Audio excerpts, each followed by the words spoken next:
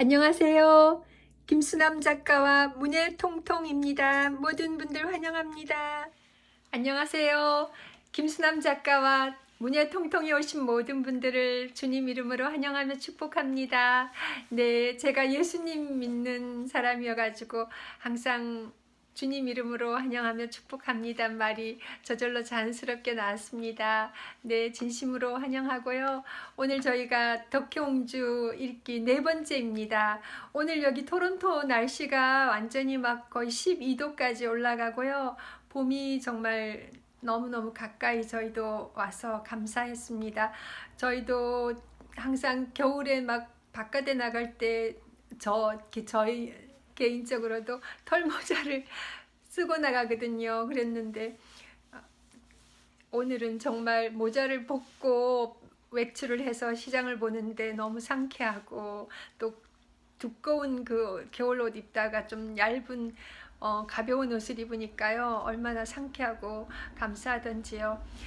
여기 토론토는 한 5월 초가 돼야 이제 4월 말 5월 초가 돼야 한국의 그런 진짜 봄 같은 봄 기운을 느낄 수가 있어요. 꽃도 그때 한국의 봄꽃 같은 것들이 피고 벚꽃도 한 4월 25일 그 무렵에 피거든요.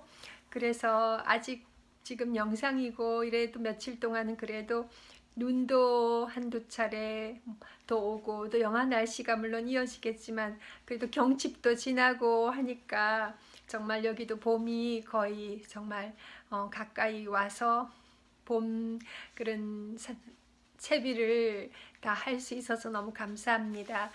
예, 오늘 또 저희가 말씀 읽기는 제가 아침에 일찍 또 했고요. 저희가 오늘 70쪽의 10년부터 읽겠습니다.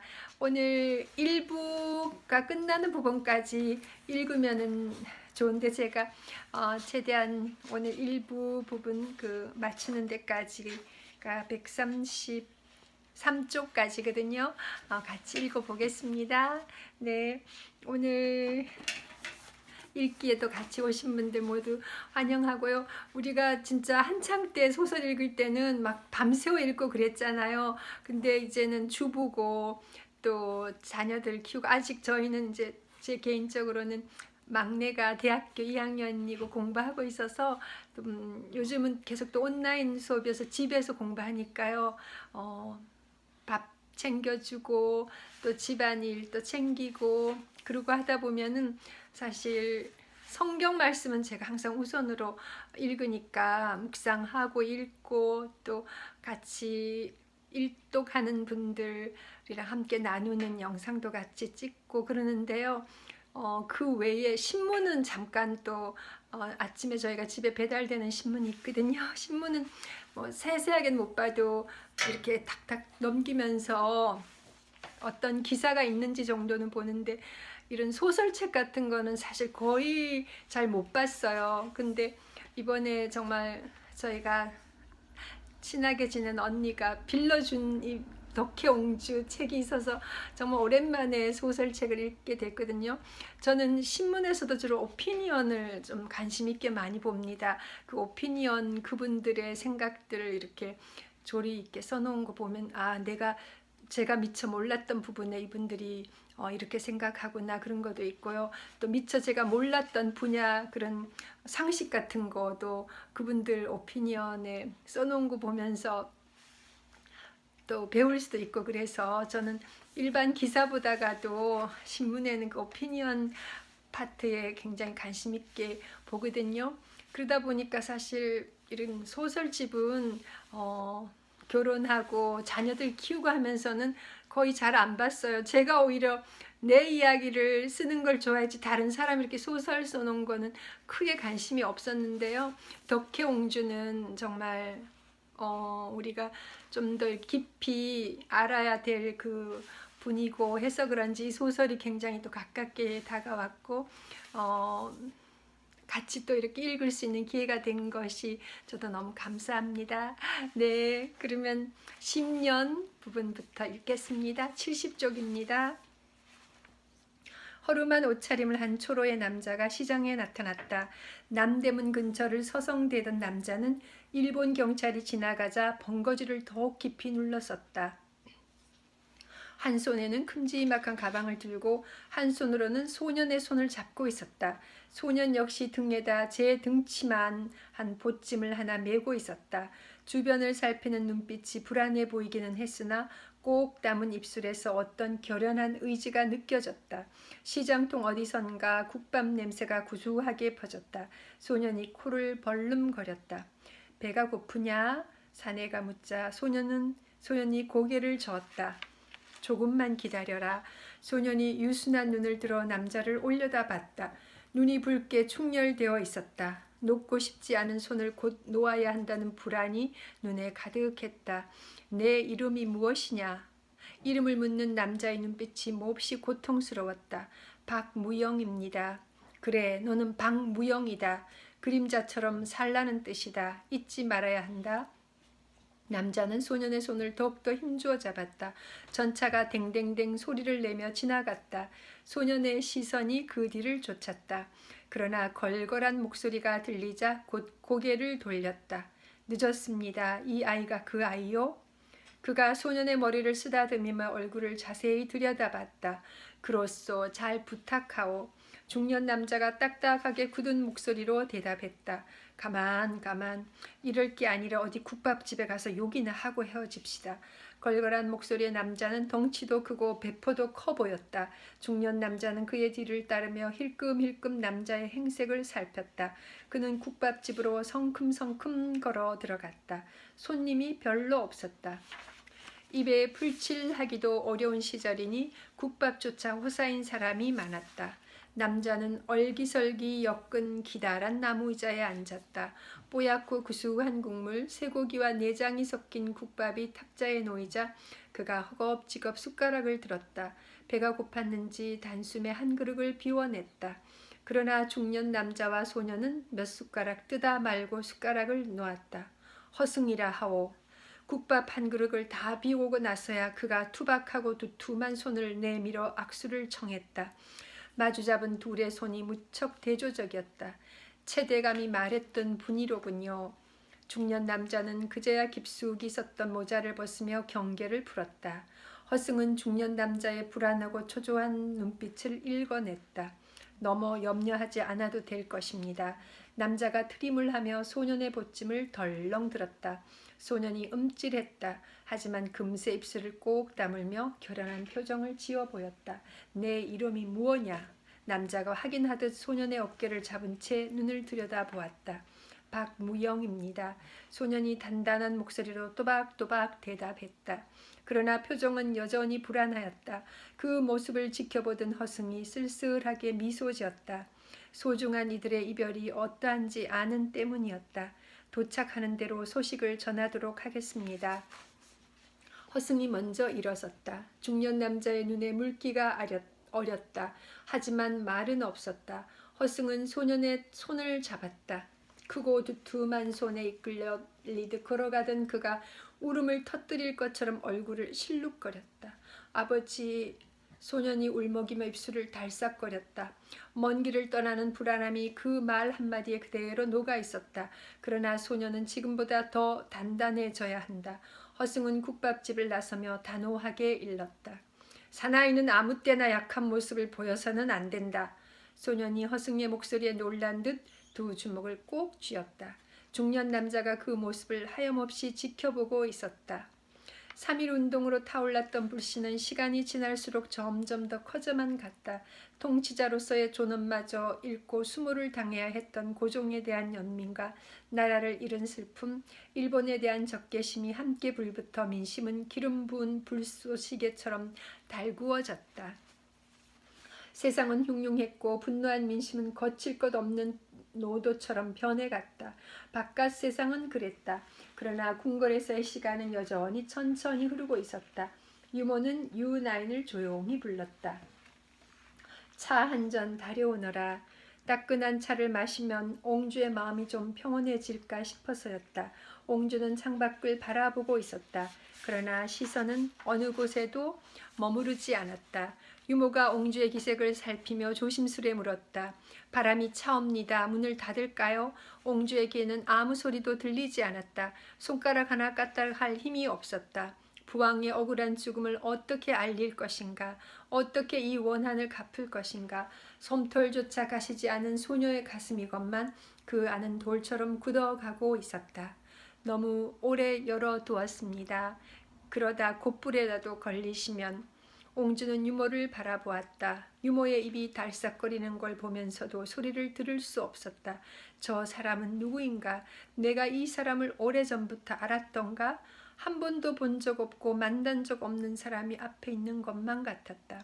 유모는 괜스레 옹주의 주변을 서성거리며 바깥을 살폈다. 하얗게 비질된 마당에 제법 따사로운 햇볕이 내려앉고 있었다. 유나인이 차를 가지고 나타났다. 유모는 김이 무락무럭 피로 오르는 찻잔을 정성스레 받쳐들고 옹주가 있는 방 안으로 들어섰다. 차 한 잔 드시옵소서. 따스한 김이 올라오면서 단정한 향취를 풍겼다. 옹주는 눈을 들려 찻잔을 바라보았을 뿐 아무런 대꾸도 하지 않았다. 연한 푸른 빛에 상감 찻잔이 말갛게 우러난 찬물과 잘 어울렸다. 따뜻한 차를 드시면 마음이 한결 평온해지실 것이옵니다. 유모는 옹주 앞으로 찻잔을 조금 밀어놓았다. 덜그럭대는 소리가 갈퀴처럼 옹주의 가슴을 긁었다. 그녀는 방금 꿈에서 깨어난 듯한 얼굴로 유모를 쳐다봤다. 마시고 싶지 않아. 옹주는 손가락을 들어 눈가를 눌렸다. 눈물은 소리도 없이 흘렀다. 옹주는 찻잔에서 눈길을 거두었다. 그 얼굴이 해저문 들판 같았다. 마음을 다스리는 방법도 여러 가지다. 분노하거나 묵살하거나 체험하거나. 옹주는 어떤 방식으로든 마음을 다스리려 애쓰고 있었다. 창밖에 철쭉꽃이 흐드러지게 피어 있었다. 진분홍의 아름다운 꽃잎이 바람에 흔들렸다. 예전 같으면 유보의 손을 잡고 꽃구경을 갔을 법한 계절이다. 그러나 지금은 군락을 이루듯 흐드러지게 핀 꽃이 오히려 쓸쓸해 보였다. 바람이 쌀쌀합니다. 꽃불 드실까 염려되옵니다. 유모가 다시 나직한 목소리로 말했다. 바람이 대체 무슨 상관이야? 옹주가 대꾸했다. 유모가 손을 뻗어 문을 닫았다. 문이 닫히는 순간 옹주는 깜깜한 어둠 속에 갇히고 말았다. 아바맘의 얼굴도 어둠 속으로 말려 들어갔다. 이제 누구를 그리워해야 한단 말인가. 찻잔을 저만치 물린 뒤 몸을 동그마니 구부리고 모로 누워 눈을 감았다. 쉬고 싶었다. 아니 잠들고 싶었다. 유모가 얼른 일어나 자리를 펴고는 그녀를 곱게 안아 비단 금침에 뉘었다. 단풍처럼 붉던 볼이 창백하였다. 감은 두 눈 저편에 황제 폐하가 계실까? 그토록 마마를 개던 분이셨으니 마음에 떠나보낸 일이 어찌 쉬울까? 유모는 세월은 모든 것을 치유한다는 말에 기대를 걸었다. 한숨 주무시고 나면 편안해지실 것이옵니다. 유모는 눈썹 아래로 흘러내린 옹주의 머리카락을 조심스럽게 쓸어 올렸다. 닫힌 문 너머에서 나뭇가지 그림자가 흔들렸다. 바람이 제법 부는 모양이다. 마마 서서히 잊으시옵소서. 마음에 원한을 쌓지 마시옵소서. 원한을 쌓지 말라? 그 말에 옹주가 벌떡 일어나 앉았다. 잊으라고? 유모는 부모가 그리 죽어도 잊을 수 있어? 날이 선 목소리였다. 옹주의 눈빛에 원한과 슬픔이 다시 서리기 시작했다. 그녀의 속내를 알아주는 사람은 없었다. 옹주는 유모마저 미웠다. 모든 사람이 부왕의 죽음에 책임이 있었다. 그것은 자신 또한 마찬가지였다. 독살이라는 정글을 찾은 것도 아니니 그쪽으로 몰아가지 마시옵소서. 유모는 비굴해. 독살이 분명하다는 걸 알고 있잖아? 왜 다들 모른 척하는 거야? 뜨뜻한 눈물이 옹주의 두 볼을 타고 흘러내렸다. 사람들이 모두 다 아바마마의 죽음을 쉬쉬하고 있사옵니다. 아바마마, 이런 게 현실이라는 것이옵니까? 옹주는 속으로 애타게 고종을 불렀다. 원망도 생겼다. 왜 저를 놔두고 가셨사옵니까? 왜 더 버티시지 못하셨사옵니까? 온몸이 아프도록 그리웠다. 아바마마, 업어주시옵소서. 그 따뜻한 등에 다시 한번 저를 업어주시옵소서. 지난날 어리광을 부리며 종알거렸던 말들이 이명처럼 웅웅댔다. 그녀는 속으로 다짐했다. 아바마마를 독살한 자들을 가만두지 않을 것입니다. 기필코 그 자들의 죄상을 만천하에 밝혀 아바마마의 원혼을 위로하겠습니다. 부디 제게 그럴 수 있는 용기와 힘을 주소서. 옹주의 생각을 읽은 듯 유모의 음성이 차갑게 끼어들었다. 마마, 강풍이 불면 고개를 숙여야 하옵니다. 그 말에 옹주가 날카로운 목소리로 소리쳤다. 나가! 나가버려! 유모는 그 두 눈에 서린 원한을 똑똑히 보았다. 옹주와 귀인 양씨는 부왕의 혼령을 쫓아 창덕군 관물헌으로 거처를 옮겼다. 옹주는 말이 없는 아이가 됐다. 하지만 하루의 일과는 여전했다. 옹주는 그 어떤 순서도 빼먹거나 빠뜨리지 않았다. 오전 7시 30분이면 어김없이 일어나서 세수하고 소복에 검은 댕기를 하고 낙선제로 갔다. 오라버니 순종 황제에게 문안을 올리기 위해서였다. 볼 때마다 눈물을 보이는 순종 앞에서도 옹주는 의연했다. 문안을 올린 후에는 다시 관물헌으로 돌아와 아침상을 받았다. 입안이 사막의 모리알처럼 깔깔하고 서걱거린다고 하면서도 옹주는 밥상을 물리지 않았다. 9시 30분부터는 공부를 시작했다. 스미나가와 사사키가 옹주의 교육을 담당했다. 12시까지 일어, 산술, 장문, 그림, 글씨를 공부했다. 이 나라는 이제 일본국과 다를 바 없습니다. 일본어를 모르면 아무것도 할 수 없습니다. 사사키가 옹주에게 엄포를 놓았다. 하지만 두려워할 옹주는 아니었다. 점심시간이 지나면 조금 자유로워졌다. 그때마다 옹주는 처소에서 꼼짝하지 않았다. 가끔씩 방문을 열어두고 멍하니 창밖을 바라보기도 했다. 햇살이 비껴간 숲속을 조용히 거닐기도 했다. 햇볕이 가려진 시원한 숲길에서 옹주는 혼자서 노래를 부르기도 하고 뭔가 골똘히 생각하다가 걸음을 헛디뎌 넘어지기도 하고 한자리에 북박인 듯 앉아서 하늘을 멀거니 바라보기도 했다. 나인 하나가 그림자처럼 따랐지만 옹주는 그조차도 불편해했다. 기분이 좋은 날엔 가까이 오라 하고 조곤조곤 이야기를 건네기도 했지만 그런 일은 드물었다. 저녁이 되면 호덕전에서 저녁을 먹고 10시까지 붓글씨를 쓰거나 그림을 그렸다. 때론 깊은 슬픔을 이겨내지 못해 통곡하듯 소리내어 울기도 했다. 나인들 사이에서 옹주에 대한 이상한 소문이 돌기 시작했다. 옹주 마마가 미쳤다는 소문이 도옵니다. 어느 날 철없는 나인 하나가 그런 소문을 고해 바쳤다. 유모는 나인의 따귀를 사정없이 올려붙였다. 입을 함부로 놀리면 어떻게 되는지 알고 하는 소리냐? 벌개진 볼을 감싸며 눈물을 뚝뚝 흘리는 나인을 보고 옹주가 조용히 입을 열었다. 그 아이가 뭘 알겠어. 놔두어라. 하지만 소문은 그칠 줄을 몰랐다. 미쳐도 곱게 안 미쳤대. 돌아가신 폐하와 이야기도 나눈대. 그런 소문이 쉬쉬하며 퍼져나가도 민망해하는 것은 오히려 아래 것들 뿐. 옹주는 거의 신경을 쓰지 않았다. 그보다는 슬픈 눈길로 먼 데를 바라보며 혼자 말처럼 중얼거렸다. 그 무엇이 나를 보호할까? 옹주의 눈에 물기가 그득하게 차올랐다. 누구도 자신에게 힘을 되어줄 수 없다는 사실을 깨닫고 만 얼굴. 거기엔 수심과 슬픔만이 가득했다. 유모는 그 슬픔이 깊어지지 않기를 빌었다. 차라리 누군가에게 의지하시옵소서. 하지만 옹주는 마음을 닫은 듯 했다. 먼 것을 바라보는 눈빛에는 어떤 의욕도 욕망도 없었다. 그 눈빛에 남아있는 것은 원망과 두려움과 잔뜩 억눌린 고통뿐이었다. 밤이 되어 눈을 감으면 수많은 귀신들이 나를 에워싸. 그것들이 나를 희롱하고 겁을 줘. 놀라 잠을 깨도 사방에 그것들이 보이지. 숲으로 달아나면 숲으로 따라오고 후원으로 달아나면 후원으로 쫓아와. 캄캄한 어둠 속에서 긴 칼을 든 남자가 노려보고 있을 때도 있어. 나는 울면서 도망치기 시작해. 숲속을 헤매다가 다시 어디론가 달려가. 하지만 너무 지쳐서 곧 그 자리에 쓰러져 버리고 말아. 옹주 얼굴에 설빛 두려움이 비쳤다. 그럴 때 누군가가 나를 어루만져줘. 그 익숙한 손길. 눈을 뜨지 않고도 알 수 있어. 아바마마가 찾아오셨다는 걸 말이야. 눈을 뜨면 모든 게 사라질 것만 같아서 난 꼼짝도 하지 않아. 이내 아바마마의 음성이 들려. 나를 부르는 목소리. 옹주야, 내 사랑하는 아기야.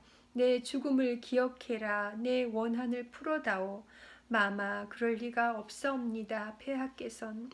유모가 황급히 옹주의 말을 잘랐다. 알아, 폐하께서 어린 내게 그런 청을 하실 리 없다는 걸.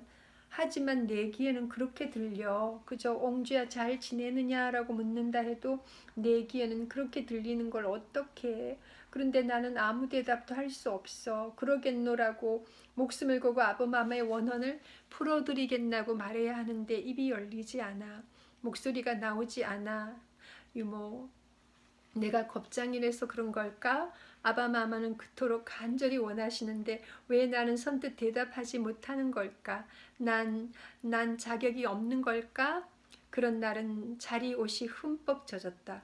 옹주가 숲속을 헤매고 왔기 때문이라는 말도 돌았다. 어젯밤도 그랬다. 유모가 깜빡 조는 사이 옹주가 사라졌다. 비어있는 비단 이부자리를 발견한 유모가 미친 듯 밖으로 달려나갔다. 저녁부터 찌푸렸던 하늘이 비를 훅 뿌리고 있었다. 바람이 스산했다. 유모는 아래 것들에게 소리 없이 주변을 둘러보라고 일렀다. 자신도 한급하게 등불을 들고 나섰다. 서늘한 바람이 등불을 위태롭게 흔들었다. 유모는 그 불에 의지해 숲길로 들어섰다. 금세라도 무엇인가 튀어나올 듯 으스으스했다. 스산하고 소름 돋는 숲길을 몇 바퀴나 돌고 간물헌과 낙선제 주변을 헤매고 다녔다. 낙선제 뒤란도 살펴봤지만 옹주는 보이지 않았다. 이 일을 어찌할까? 난망하고 항송한 마음을 주체할 수 없었다. 기진아의 길바닥에 주저앉아 있을 때 나인 하나가 헐레벌떡 쫓아왔다. 옹주마마를 찾았사옵니다. 유모는 등도 내버린 채 벌떡 일어났다. 어디에 계시더냐? 누마루 밑에 화방에 쪼그리고 계셨습니다. 나인이 고개를 숙이며 조그만 목소리로 대답했다. 그 말은 누구에게도 해서는 안 된다. 알겠느냐? 예. 유물은 한 걸음에 옹주의 처소로 돌아왔다. 깨끗한 자리옷을 갈아입은 옹주가 그곳에 누워 있었다. 절로 울음이 터졌다. 마마, 어쩌자고 누마루 밑에 화방에 쪼그리고 계셨나이까? 유모는 그것이 자신의 잘못이라도 되는 양 온몸을 조아로 빌고 또 빌었다. 마마, 비가 내려 축축하고 으스스해서 더 걱정이 되었나이다. 간물원을 빠져나와 낙선제 주변을 헤매고 다녔나이다. 낙선제 뒤란도 뒤졌나이다. 자그마하고 아기자기하게 꾸며져 있어서 마마께 없어 자주 들리는 곳이 아니옵니까? 행여나 싶어 상량정에도 올라가 보았나이다. 찬 밤공기만 가득했습니다. 마늘운에도 가봤나이다. 바깥쪽 문 담벽에 길상무늬와 꽃무늬가 가득한 걸 어여뻐 여기시던 게 기억나서 그러하였습니다. 속복헌도 기웃거려보고 수강제까지 기웃거렸으나 마마는 아무데도 보이지 않았나이다. 어디선가 부스럭대는 소리가 들려 심장이 덜컥 내려앉았습니다. 혹시 사고라도 당하신 게 아닌지, 어디선가 애타게 저를 찾고 계신 건 아닌지 그런 생각이 들어서 까무러칠 것 같았나이다. 그런데 이처럼 무사하시니 다행이옵니다. 만약 옹주님께 무슨 일이라도 생겼다면 저는 유모의 말에 옹주가 눈을 떴다. 그만 떠드시게, 나 자고 싶어요. 추워. 눈을 감으며 이불을 끌어덮는 옹주의 조그만 손이 떨리고 있었다. 아까부터 자꾸 춥다고 하십니다. 옹주의 곁을 지키고 있던 나인 하나가 걱정스러운 목소리로 말했다. 보기 나인을 불러서 불 좀 더 넣으라고 일러라. 꽃은 피었고 초록도 안 짙어졌지만 바람은 잠드는 법이 없었다.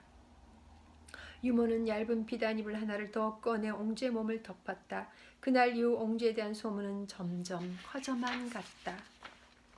떠도는 자들 84쪽입니다. 해월관 앞에서 허승은 잠시 멈춰섰다. 붉은 등이 흔들리는 대문 앞에서 괜스레 헛기침을 해보았다. 문 너머에서 들려오는 교태 어린 웃음소리 때문에 들어서기가 쉽지 않았다. 그는 채부자가 일러준 대로 박무영을 일본으로 데려가 약속된 사람에게 인도했다.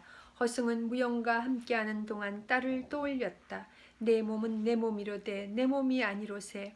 일본에서 돌아오자 채부자는 서찰 한 통을 주며 다시 가야 할 곳을 일러주었다. 이번에는 여기로 가보시오. 허승은 인력거를 끌고 일러준 곳으로 갔다. 그곳이 바로 해월관이었다. 최상만 어른이 보내서 왔습니다. 분내나는 여인이 서차를 받아들고 구석진 방으로 그를 안내했다. 흐린 초록 불빛이 유혹하듯 하늘거렸다. 쉬어가시라 하고 싶지만 얼마 전에 김향화가 잡혀서 기생집도 난리통입니다. 여인이 두툼한 봉투를 건네며 익숙하게 눈웃음을 쳤다. 수원에서 만세운동을 주도했다지요? 허승은 여인이 내민 봉투를 받아 넣으며 대꾸했다. 우리들도 더러 쓸만한 짓을 한답니다. 징역 6개월형을 선고받았다 들었소. 수원 기생도 30여 명이나 잡혔지요. 성병 검사를 받으러 가는 길에 잡혔다 했다. 허승이 군자금을 모아 임시정부에 전달하는 것처럼 나라를 되찾기 위한 활동은 곳곳에서 이루어지고 있었다. 허승은 서둘러 회관을 빠져나왔다. 눈빛이 날카로운 사내가 문 앞에서 서성거리고 있었지만 인력거 군으로 위장한 허승을 눈여겨보지는 않았다. 그는 허리춤에 차고 있는 권총을 떠올렸다. 상의 안주머니에는 독국물이 들어있었다. 허승은 그것들을 항상 지니고 다녔다. 비상시엔 언제라도 자신의 목숨을 끊을 수 있도록 고문 중의 동지들의 이름을 대느니 차라리 자신의 목숨을 버리리라 마음먹었다. 그는 강한 사내였다. 그러나 최부자댁으로 향하는 지금 어쩔 수 없이 그의 마음은 떨렸다. 아내와 딸 나이를 볼 수 있을지도 모른다는 기대감 때문이었다. 하지만 곧 고개를 젓다. 그것은 마음뿐이었다. 일본 경찰이 노리고 있는 때에 모험을 할 수는 없었다. 허승은 밤이 오기를 기다렸다. 요기를 하며 기동량이나 할 요량으로 번들이 허름한 국밥집으로 들어갔다. 구수한 돼지뼈 국물 냄새가 빈속을 휘저었다. 여기 국밥 한 그릇 주시오. 그는 나무자에 걸터 앉으며 주위를 살폈다. 노동자처럼 보이는 남자 두엇이 앉아있을 뿐 전체적으로는 한산했다. 그들은 이미 전주를 주고받은 듯 벌써 혀구부라진 소리를 해대고 있었다. 빌어먹을 놈의 세상, 이젠 소닭도 못해먹고 하루하루 벌어먹고 살아야 하니 원. 화전민으로 떠도는 사람도 부지기수야. 나무를 베어다가 산비탈에 집을 짓고 사는 이가 어디 한둘인가? 변두리 공터에 땅을 파고 집이나 거적으로 하루를 버텨내는 사람도 있네. 사는 게 아니야. 하긴 황제도 강제로 폐위당하신 신세니 더 말해 뭘 해. 우리는 그나마 나은 인생일세. 자, 술이나 한잔 하세. 그들은 막걸리가 담긴 탁배기를 소리나게 쭉 들이켰다. 어디서 오셨수? 국밥을 내려놓으며 안악이 물었다. 허승은 안악을 힐끗 올라다보고는 잠자코 수저를 들었다. 안악도 더 묻지 않고 제자리로 돌아갔다. 허름한 행색으로 보아 밥값이나 있으려나 싶어 물어본 듯 했다. 뜨끈한 국물이 뱃속으로 들어가자 허승은 또 미안한 마음이 들었다. 아내와 어린 딸은 끼니나 해결하고 사는지 나라를 구하는 일에 생을 걸었다고는 하지만 마음을 아프게 하는 건 항상 자잘한 현실이었다. 그는 국밥을 밤쯤 먹다 말고 수저를 놓았다. 어둠이 내릴 때까지 허승은 시장을 돌아다녔다. 예전 같지 않았다. 군데군데서 한숨 소리가 새어나왔고 몇몇 사람들은 만주 군관학교와 임시정부 이야기를 나누고 있었다. 목소리는 낮았고 눈길은 불안했다. 최부자댁으로 가는 길은 눈을 감고도 찾아갈 수 있었다. 자신의 집까지 가는 길도 머릿속에 훤했다. 그러나 지척이 천리라고 눈앞에 두고도 갈 수 없는 신세였다. 그는 뒷산 다복솔 그늘에 숨어 있다가 자정이 다 돼가는 시간에 최부자댁 담을 넘었다. 최상만은 어두운 방 안에 정자를 하고 앉아 있었다. 미리 준비해둔 봉투를 내미는 최상만의 손이 미세하게 떨렸다. 그인들 왜 두려움이 없으라. 그도 분명 일본 경찰의 감시를 받고 있을 것이다. 지금 누군가가 들이닥친다면 꼼짝없이 잡혀갈 수밖에 없는 노릇. 허승은 그가 내민 봉투를 보자기로 싸서 허리춤에 단단히 묶었다. 어르신의 공적은 잊지 않겠습니다. 허승의 말에 최상만이 실소를 흘렸다. 공적이라 내게도 한계가 있는 법이거늘. 독립의 날은 깊이고 찾아올 것입니다.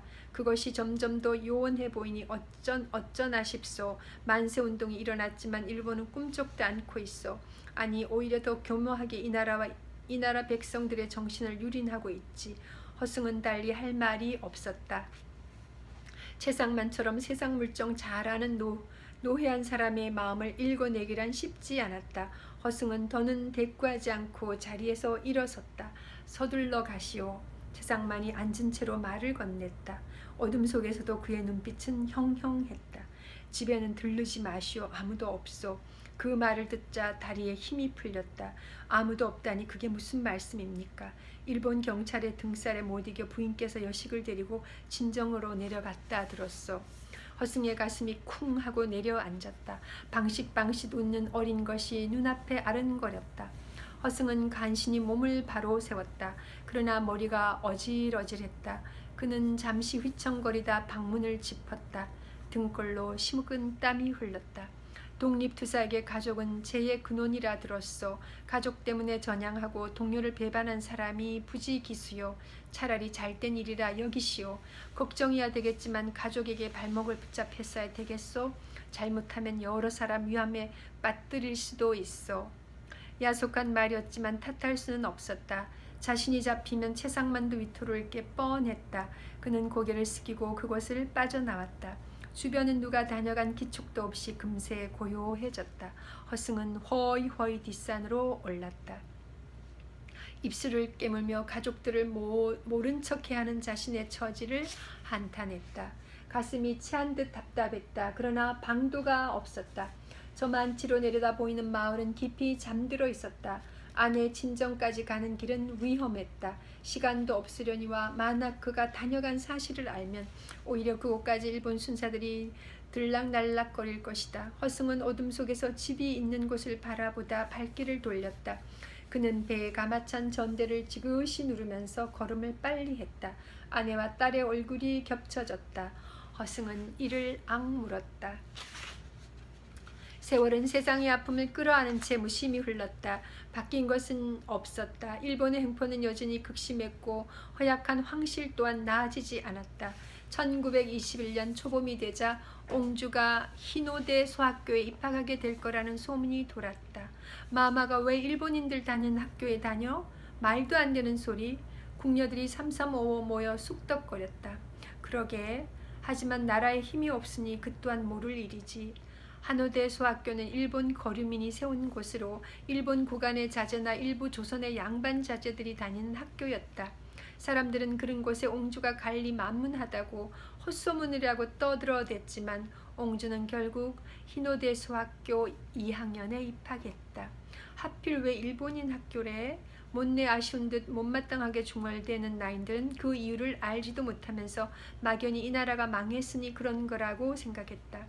옹주는 아침 8시면 순종 황제가 내어준 어마차를 타고 학교로 갔다. 문에 이왕가의 오얏꽃 문장이 새겨진 검은 마차를 타고 등교하는 옹주의 곁엔 유나인과 유모가 늘 함께했다.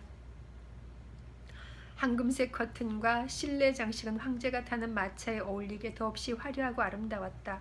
옹주는 마차에 오를 때마다 황금색으로 만든 커튼에 수술을 툭 치곤 했다. 바람에 살랑거리는 커튼은 우아한 여인의 춤사위와 같았다. 마마 어서 오르십시오. 아침마다 옹주는 유모의 어깨를 짚고 마차에 올랐다. 나라가 어수선하다 해도 옹주의 영광은 변함이 없었다. 여전히 옹주는 조선 황실에 꽂히며 비할 바 없는 보석이었다. 그러나 그와 동시에 계달을 신고 하오리를 걸치고 학교를 향하는 옹주의 모습은 식민지의 굴욕을 대변하기도 했다. 가랑비에 옷 젖듯이 옹주의 생활은 점점 더 일본색으로 물들어갔다. 기모노를 입은 옷매무새도 일본 아이들과 다를 바 없었다. 유모는 옹주조차 조금씩 일본의 의도대로 물들어가는 것 같아 마음이 몹시 불편했다. 옹주는 학교에서 돌아오면 윤황후 앞에서 그날 배운 노래를 불렀다. 황후와 순종 황제 모두 옹주를 괴었다. 오늘은 어떤 창가를 배우시었어? 호따루란 창가를 배웠나이다. 두 손을 나란히 모은 채 옹주가 고개를 살짝 숙였다. 허허, 호따루라 어디 한번 불러보. 예, 불러보겠나이다. 옹주는 숭종 황제와 윤황후 앞에서 공손하게 두 손을 모으고 자세를 가다듬었다. 반딧불이의 집은 강가의 버드나무.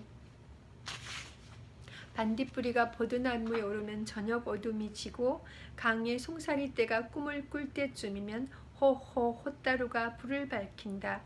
허허 노래 솜씨도 아주 좋구려. 호따루가 무엇이요? 반딧불이를 이루는 말입니다. 단정한 목소리였다. 볕이 좋은 날이면 잔디밭에서 또래 아이들처럼 뛰어놀았고 연두빛 새싹이 돋을때면 나무 곁에 붙어 앉아 신기한 듯 바라보았고 매화꽃이 피면 오들오들 떨면서도 꽃을 눈에 담았지만 옹주는 한 번도 자신의 신분을 망각하지 않았다. 사람들 앞에서는 밝은 미소를 지어 보였지만 독살에 대한 의혹과 주변에 대한 경계는 여전했다. 학교 갈 때는 꼭 보온병에 끓는 물을 넣도록 지시했다. 팔팔 끓인 물을 내가 보는 데서 담거라. 그럴 때 표정은 서늘하기까지 했다. 마마 그렇게까지. 윤나인이 머뭇거리면서 옹주는 살짝 표정을 누그러뜨렸다. 조심하여 해가 될 것은 없느니라. 영친왕과 일본 귀족 나시모토 노미야 마사코의 근견식이 있던 날엔 꽃무늬가 놓인 남색 스란 치마를 이중으로 받쳐 입고 저고리 위에 녹색 당을 입고 족들을 쓰고 참석했다. 단하고 기품이 넘쳤다. 그러나 옹주의 표정은 밝지 않았다. 유모, 오라버니는 왜 일본 여자와 결혼을 해야 하지? 아주 훌륭하고 좋은 분이라 들었사옵니다. 그렇겠지. 하지만 왜 일본 사람인가? 마마, 유모는 주위를 두루번거리며 제발 그런 말씀 마시라고 목소리에 힘을 주었다. 그냥 해본 소리야. 오늘따라 아바마마가 보고 싶어. 눈에 이슬이 맺히는가 싶더니 옹주가 곧 고개를 떨구었다. 마마, 제가 업어드릴까요? 유모가 옹주 앞으로 등을 내밀었다. 유모 등은 아바마마 등처럼 따뜻하지 않아. 그럼 생각시를 부를까요? 그것도 싫어. 그럼 이야기를 해드릴까요? 되었네. 어머니께 가보아야겠네. 옹주가 부스스 몸을 일으켰다. 94쪽의 인연 읽겠습니다. 봄날이었다. 가만히 있어도 봄바람에 궁둥이가 들썩거릴 정도였다. 유모는 궁으로 들어오기 전 이맘때를 떠올렸다. 들로 산으로 돌아다니며 봄나무를 뜯곤 했는데 코끝을 간지리는 바람도 달았다. 그 기억이 새로와 유모는 어깨를 들썩였다. 그러나 세상은 단 하루의 유쾌한 시간도 허락하지 않았다. 옹주와 함께 일신소학교 공부를 마치고 돌아오는 길이었다. 달콤한 봄바람도 옹주도 들떠 있었다. 수업을 마치고 나온 순간부터 산책을 가는 건 어떨까? 꼭 구경은 어디가 좋을까 하며 설레는 마음을 숨기지 않았다. 옹주는 마차의 쪽문을 살짝 열었다. 유모는 안 된다 말하면서도 옹주가 조금씩 밝아진 것 같아 다행스러운 일이라고 여겼다. 마마, 문을 닫으시옵소서. 옹주가 고개를 흔들었다. 어디선가 꽃 냄새가 나는 것 같아. 그런데 유모, 봄인데도 백성들의 표정은 왜 저리도 지쳐있는 거지? 옹주가 바깥 세상을 살펴볼 수 있는 시간은 오직 학교를 오갈 때뿐이었다. 옹주는 살짝 열어둔 창문 틈으로 끊임없이 바깥을 살폈다. 유모에게는 그런 옹주를 말릴 재주가 없었다. 그러나 할 수만 있다면 백성들에 대한 측은지심조차 가려드리고 싶었다. 봄이라 노곤해서 그럴 것이옵니다. 유모는 얼버무렸다. 거리엔 낡은 옷을 입고 콩패반 얼굴로 배회하는 사람들 천지였다. 배고픈 어미의 등에 기대어 잠든 아이, 술에 취해 비틀거리는 남자, 눈을 번들거리며 뭔가를 찾고 있는 승냥이 같은 인간들. 뒤숭숭한 세상의 단면이 그대로 펼쳐져 있었다. 고종의 승하 3.1운동, 의친왕의 상해 탈출 미수 사건이 연달아 터지자 세상 인심은 더 흉흉해졌다. 백성들의 살림살이가 힘들어진 것은 말할 것도 없었다. 가족 중에 독립운동을 하는 자가 있기라도 하면 그 핍박이 헤아리기 어려울 지경이었다. 하지만 유모는 그중 어느 것도 옹주가 알게 하고 싶지 않았다. 마마, 문 닫으시옵소서. 찬바람에 곧불드시옵니다. 유모, 저 사내 아이는 내 또래쯤 되었겠네. 저렇게 바쁘게 뛰는 걸 보니 급한 일이 있는 모양이야. 그 아이는 거친 숨을 몰아쉬고 있었다. 그 뒤로 일본 순사의 다급한 호루라기 소리가 따라붙었다. 무슨 이유로든 일본 순사에게 기로품을 당하고 있는 아이일 것이다. 어찌 이 아이일 뿐일까? 갈 곳 없는 아이, 끼니를 때우기조차 어려운 아이, 일본인들의 하수 노릇을 하며 빌부터 사는 아이. 마마, 자잘한 일에 호기심을 거두시옵소서. 마마는 더 높은 일을 하셔야 할 뿐이 아니옵니까? 왜 백성들의 생활에 관심을 두지 말라 해? 오히려 잘 보아두었다고 오라버니에게 알려드려야 하는 것 아닌가? 옹주는 유모를 힐책하는 눈빛으로 바라보더니 다시 마차의 쪽문을 열었다. 쌀랑한 봄바람이 마차 안으로 몰려들었다. 말바꿈 소리에서 얼핏 꽃 냄새가 묻어나는 듯도 하였다. 마음 같아서는 옹주마마와 함께 봄바람을 맞고 싶건만 그러나 그래서는 안 될 일. 유모는 다시 단호하게 말했다. 그런 말을 자꾸 하시면 항우마마께 여쭐 것이옵니다. 그러시게나 겁을 먹을 옹주가 아니었다. 결국 유모는 더 간하지 못하고 입을 다물었다. 열린 창문으로 세상의 소음이 쏟아져 들어왔다. 장사치들의 외침소리, 순사의 칼 부딪히는 소리, 일본 여인들의 남학신 끄는 소리, 마차의 말바꿈 소리, 그뿐인가 했는데 어느 순간 굉음처럼 비행기 소리가 들렸다. 쌩, 뭔가를 핥히는 듯 날카로운 소리. 저것이 비행기라는 것인가? 옹주는 고개를 쏙 빼고 비행기가 사라진 쪽을 올려다 보았다. 마마, 유모는 기겁을 하고 옹주의 상처를 잡아당겼다. 옹주는 유모가 여간 귀찮은 게 아니었다. 나는 하늘 높이 나는 비행기가 신기하고도 참 좋아 보여. 그러다 마마께서 다치시기라도 하시면 저는 목숨 보전을 하지 못하옵니다. 밖으로 고개를 내미는 옹주를 다시 한번 끌어안으며 유모가 애원조로 달랬다. 그런데 저기 비행기에서 팔랑팔랑 떨어지는 건 무엇이지? 무엇 말씀입니까? 저것, 하늘에서 반짝거리며 내려오고 있는 저것. 옹주는 자정한 채로 고개만 돌려 흩날리는 꽃잎처럼 하늘에서 떨어지는 물체들을 바라보았다. 유모는 자세히 보기 위해 고개를 밖으로 내밀었다. 옹주의 말대로 하늘에서 뭔가가 나풀대며 떨어졌다. 아, 순간 가슴이 서늘했다. 저것이 말로만 듣던 삐라로구나. 유모는 황급히 창문을 닫았다. 옹주는 유마가 당황하자 부쩍 호기심을 드러냈다. 왜 그래? 마마, 보실 게 있고 안 보실 게 있사옵니다. 저것은 마마께서 보실 게 아니옵니다. 유모는 단호하게 말했다. 고종의 승하로 받은 상처가 아직 아물지도 않았는데 일본인들의 만행을 다시 보도록 하고 싶지 않았다. 아직 어린 마마가 아닌가. 시끄럽고 혼란스러운 세상의 일을 아직 알아서는 안 된다. 아까 그것이 무엇인데? 일본 전쟁에 조선 청년들을 끌어내기 위해 뿌려대는 쪽지옵니다. 그런 것이라면 더더욱 봐야지 않겠는가. 오라버니에게 알려드려야 하지 않겠는가. 옹주가 다시 창문을 열었다. 아까와 다르게 표정이 더없이 진지했다. 저기 어떤 글귀가 적혀 있을까. 윤상궁, 마차를 멈추고 가서 하나 주워 오게. 마마, 아니되옵니다. 내가 가려는 게 아니잖아. 어서 마차를 멈추고 주워 오게. 안 되십니다. 마차는 멈출 수 없사옵니다. 이번엔 유모도 물러서지 않았다. 하지만 옹주는 그것보다 더 단호했다. 윤상공이 난처한 표정으로 유모 얼굴만 바라보고 있었다. 유모는 윤상공에게 안 된다는 눈짓을 보냈다. 윤상공이 안 가져오면 내가 가져오겠네. 옹주가 유모 쪽을 바라보다 자리에서 벌떡 일어섰다. 문을 열려고 손잡이까지 잡았다. 이런 황망할 때가. 유모는 어쩔 수 없이 잠시 마차를 멈추게 했다. 윤상궁, 얼른 하나 집어오너라. 윤상궁이 난처한 얼굴로 마차에서 내려섰다. 말에 투레질 소리가 가깝게 들렸다. 그때였다. 일본 순사의 날카로운 호루라기 소리가 들렸다. 순사는 어느 여자아이를 질질 끌고 가고 있었다. 여자아이는 잔뜩 겁먹은 얼굴로 끌려가지 않으려고 안간힘을 쓰고 있었다.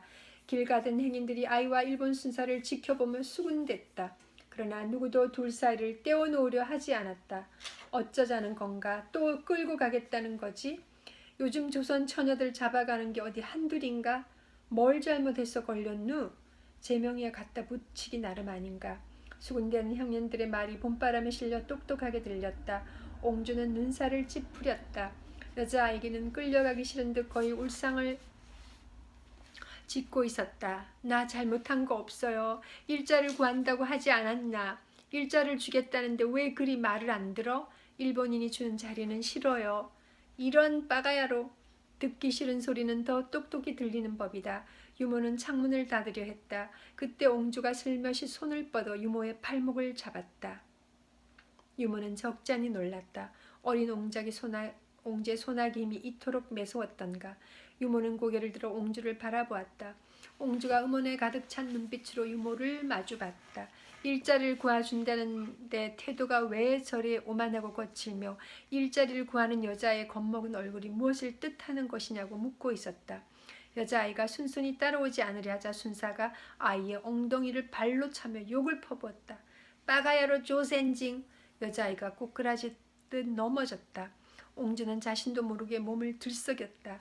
일본 순사는 넘어진 여자의 몸을 구둣발로 무자비하게 찼다. 그러나 행인들 중 나서는 자는 아무도 없었다. 여자아이가 코피를 쏟았다. 저런. 유모가 손으로 입을 막으며 탄식했다. 일본 순서가 훌쩍거리는 여자아이를 향해 칼을 겨누었다. 빨리 따라오지 않으면 이 칼로 목을 베버리겠다. 순사의 말에 행인들이 슬금슬금 뒤로 물러섰다. 여자아이는 처녀라고 하기에는 어려 보였다. 저렇게 어린 여자아이를 어디에 쓰려고. 사람들의 눈빛에 그런 염려가 가득했지만 그 누구도 나서지는 않았다. 그를 엄두조차 못 내고 있었다. 목숨 보존하기에 급급한 세상이었다. 행인들 사이에 섞여있던 청년 두엇이 머뭇거리다가 뒤로 물러났다.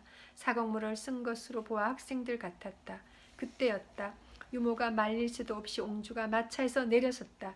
그녀는 한 걸음도 지체하지 않고 일본 순사를 향해 똑바로 다가갔다.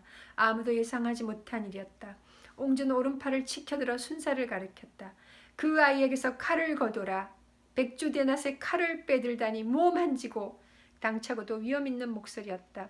어린 여자의 목소리가 아니었다. 옹주는 순사의 얼굴을 당당하고 근엄한 표정으로 마주 보았다. 치켜들었던 팔을 칼처럼 겨누었다. 순사의 얼굴이 벌레 씹은 것처럼 일그러졌다. 그도 칼끝으로 옹주를 겨누었다. 한굽이 뒤따라온 유모가 그 모습을 보고 벼락같이 소리쳤다. 이놈 어느 안전에 칼을 들이대느냐. 당장 치우지 못할까? 일본 순사가 순간적으로 한 발짝 물러섰다. 그러자 옹주가 순사를 향해 한 걸음 더 다가갔다. 자신을 거두고 있는 칼끝을 오른팔로 지그시 밀어냈다. 그 광경을 지켜보던 사람들이 입에서 불안한 한숨이 새어났다. 내 이놈 썩 칼을 내려놓지 못할까? 유모가 다시 소리쳤다. 순사는 자신도 모르게 또 한 걸음 물러섰다. 그 사이 옹주가 침착하게 여자아이를 일으켜 세웠다. 순사의 얼굴이 불그락 푸르락했다. 내 이놈 어느 안전이라고 아직도 칼을 거누고 있느냐. 유모는 순사에게 달려들어 그가 쥐고 있던 칼날을 덥석 잡았다. 붉은 피가 주르르 흘렀다. 당황한 순사가 유모와 옹주와 여자아이를 번갈아 바라봤다. 어느 안전에 칼을 겨누느냐. 내 이놈이 정령 죽고 싶은 게로구나. 이분은 대한제국 황제의 여동생 고종 황제의 금지옥엽이신 옹주마마시니라. 당장 물러서지 못할까? 서슬퍼런 유모의 호령에 순사가 움찔 물러서면서 주변 정황을 재빨리 살폈다. 호화롭고 멋진 어마차를 보아 빈말이 아님을 분명했다. 순사는 칸날을 잡은 유모의 손을 질린 표정으로 쳐다봤다. 그때 옹주가 순사에다가 다시 위험있는 목소리로 말했다. 이 아이는 내가 거두겠다. 일본 순사가 어정쩡하게 칼을 거두었다. 유모는 피 흐르는 손을 감추고 옹주를 마차로 모셨다. 옹주는 여자의 손을 놓지 않았다. 어쩔 수 없이 여자애까지 마차에 태워야 했다. 빠가야로. 마차가 움직이기 시작하자 분에 차서 내뱉는 순사의 거친 목소리가 허공에 흩어졌다. 유모는 이 일을 어찌 수습해야 할지 걱정이 태산이었다. 뾰족한 방법이 생각나지 않았다. 그 와중에도 옹주는 여자의 옷 매무새를 고쳐주고 있었다. 아이는 여전히 부들부들 떨고 있었다. 저리 정이 깊으시니 앞으로 이 험한 세상을 어찌 헤쳐갈꼬. 유모는 그런 마음을 담아 옹주를 물끄러미 바라보았다. 그 눈빛을 읽었는지 옹주가 빙긋이 웃었다. 마마, 이 일을 어찌 수습해야 합니까? 저 아이는 어쩌실 것이옵니까? 유모는 여자아이를 쳐다보며 난참 표정을 물었다. 일단 궁으로 데려가게. 그렇다고 그곳에 그냥 내버려 두고 오는 것이 맞았겠는가? 옹주의 표정은 의연했다. 유모는 가슴을 쓸어내렸다. 저는 마마 때문에 강이 콩알만해졌습니다. 옹주가 구석에 웅크리고 있는 여자아이를 응시했다가 고개를 돌리며 또다시 웃었다.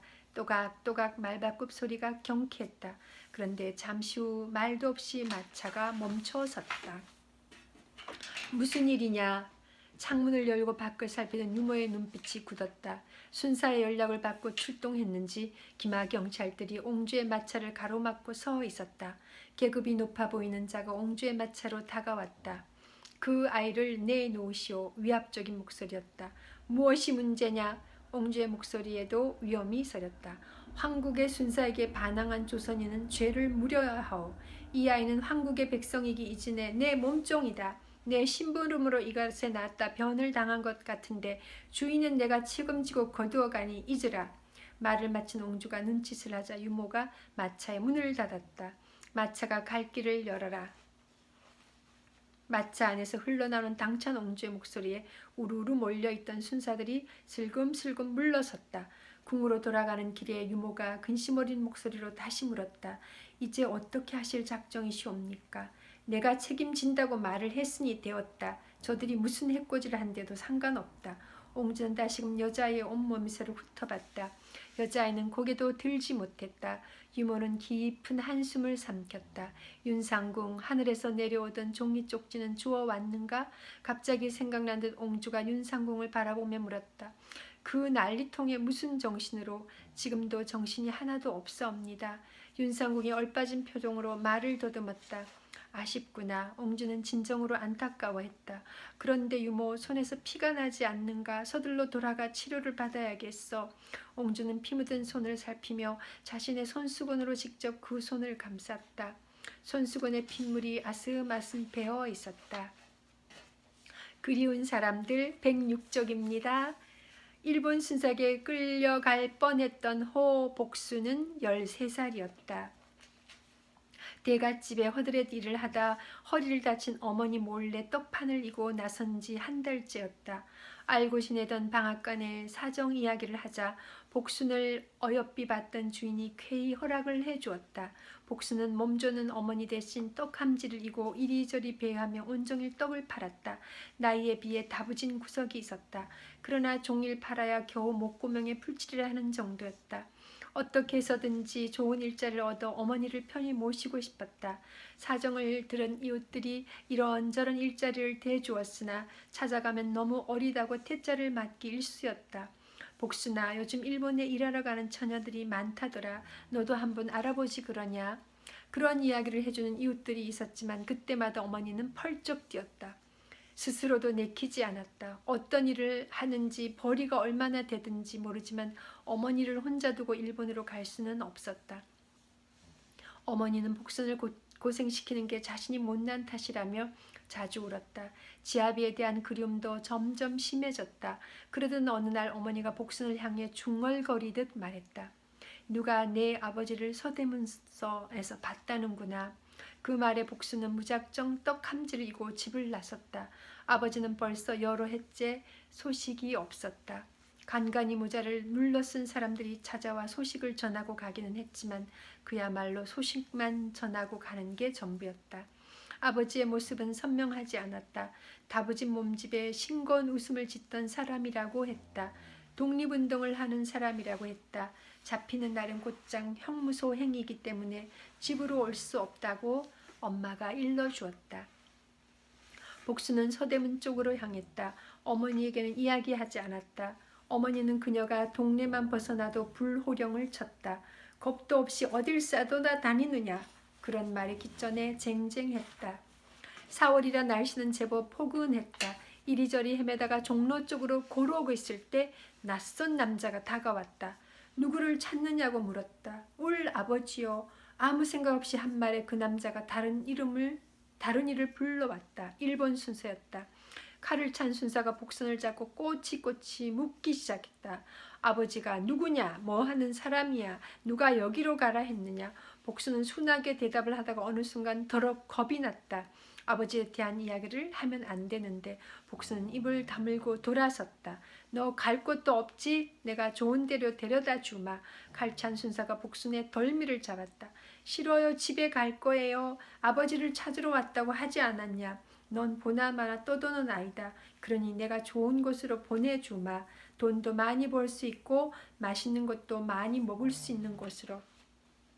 복수는 뒤돌아서 무작정 뛰었다. 어머니 말을 안 듣고 몰려온 게 후회되었다.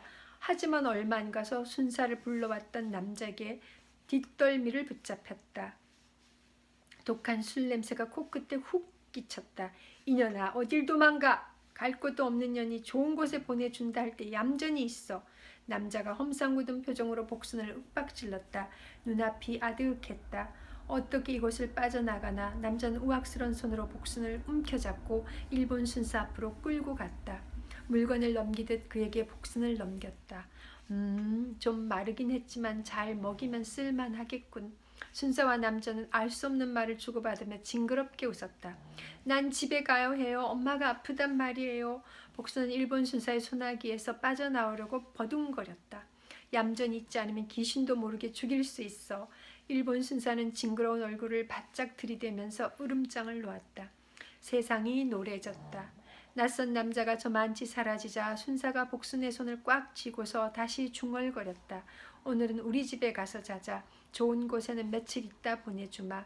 눈물이 절로 흘렀다. 나 집으로 보내주세요. 우리 엄마가 아프단 말이에요. 복수는 주변을 살폈다. 도와줄 사람을 찾았다. 하지만 일본 순사 앞에 선뜻 나설 사람은 없었다. 복수는 순사를 향해 떡 함지를 힘껏 내던졌다. 그러고는 죽을 힘을 다해 뛰었다. 하지만 다시 잡히고 말았다. 그녀는 일신소학교 앞에서 질질 끌려갔다. 그 앞에서 마차를 만나지 못했더라면 복순의 운명은 그대로 곤두박질 쳤을 것이다. 마마, 사람들은 작고도 어여쁜 분을 그렇게 불렀다.